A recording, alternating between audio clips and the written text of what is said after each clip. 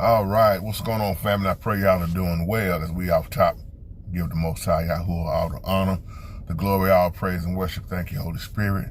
Thank you, Yahushua HaMashiach, who hung, bled, and died. Video response back to you, Mr. Derek E. I couldn't find a video I was looking for to send it to you, but I feel like this is a great time to do this video because I get a lot of questions about it. We've talked about it before on Astral Projection. Out-of-body experience. Is it biblical? Great question. Awesome question, especially according to the way you look at it. Now, if I've said on here, I've said so many times on here, when people ask me, have I had an out-of-body experience? No. Do I believe the Bible speaks of that the way they're talking about it in these days' time? No. What I go to on something like that is Paul. I believe he was talking in third person when he said, I knew a man, 14 years ago, I once knew a man who was caught up to the third heaven. That seems like a third person talk. But if you notice what he said, whether I was in the body or out of the body, I do not know. It's a key word right there. He did not know. In other words, he really could not explain it. Just like you see John in Revelation, or if you catch what the Bible say, John was taken up in the spirit on the day of the Lord, which means he was on the island of Patmos, right? So the question is, did he ever leave the island of Patmos physically? When you've been in church, you've seen people said they was caught up in the Holy Spirit, but they still had their feet in their sanctuary. They had an out-of-body experience. Some will say, well, let me say this in a better way, because it's such a touchy subject, because I get a lot of emails about dreams, and I tell people all the time, I do not interpret people's dreams. A lot of people having dreams and nightmares, and they want you to expound on it, and I tell them in a minute, you better pray to the Most High, because see, you don't know really what's going on in the spiritual realm when you start contacting the dead, watching certain stuff, being around certain people, inviting in them demonic spirits like we talk about all the time.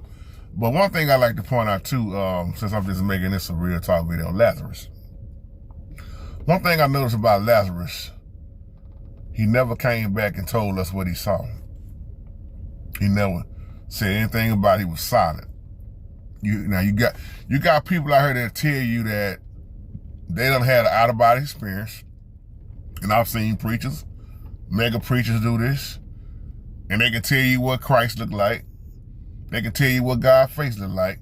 And then some of them have the nerve to tell you that your prayers can't get to the Father as quick as theirs can because they have had an out-of-body experience. So that means they are more closer to the Father, and they got a spiritual connection out of this world that their prayers get answered faster, according to them, of course. They can speak things into existence, and they'll tell you in a minute, I've had that out-of-body experience.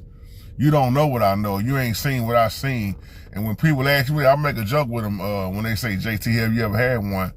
And then I'll be like, if I did, I wouldn't have came back here. Somebody catch that later. You'll never hear me tell people about I've left my body in that type of way. Just like I talk about reincarnation and rededicating life back to Christ. There's so many things that's learned behavior, things that we was taught, but then you got to ask yourself, is it biblical or not? And then you got to ask yourself this question, too, what Bible is people reading? It's a lot of Bibles out there. It's a lot of translations out there. So as I said earlier, for me, I've never had that out-of-body experience like a lot of people say they have. And one thing I tell you, I don't knock people's dreams. I don't knock folks, and somebody may take this video the wrong way, but I can't tell you what Brother Dexter dreamed about. I can't tell you about what this brother right here dreamed about. I can only tell you I got stuff that I can't even explain. And just like if I sit there and tell you, for many years, I've always had this dream that I was flying in the air. Y'all probably think I'm crazy. I can't tell you what this location is. I just know I run and jump, and I'm always floating. Like I can just fly forever, and then all of a sudden wake up. Now that sounds like a movie, don't it? But don't nobody understand that but the Most High. That's why I don't tell nobody about it. I'm just using that as an example. And have I had that dream? Yes. I'm just making this point. I don't go around telling people certain things because First of all, it's not for everybody to know. There are some things that you're supposed to keep to yourself. There's a lot of things you'll never hear me say on camera or off camera because it's not for everybody. It's just between me and the Most High. There are some things that I've dreamed about. My wife don't even know about. There are some things she's dreamed about. She can't explain, or she'll be like, I can't tell you about this, or I don't know what. And I leave it at that. Because when you go to sleep, the devil is trying his best to attack us in our sleep because he know the body is ready to rest. And that's why I did that video years ago about sleep paralysis. A lot of people thought I was crazy when I did that. A lot of people thought I was crazy when I did the old video about incubus and succubus. I told you I get called crazy a lot. But as far as this out-of-body experience, you scroll through my page, you'll never see me have a video about JT said he had an out-of-body experience. I think Jesse Duplantis was one of the ones that talked about that years ago. And I've seen these prophets out there for sure. It's a lot of prophets, and even in smaller churches, they'll tell you they had an out-of-body. Most of it I know happens when it's a car wreck. When you hear people say they blanked out, now I've been hit hard. I've been in quite a few car wrecks, and I can tell you now I know what it feels like when I know what it means when people say it was just all dark.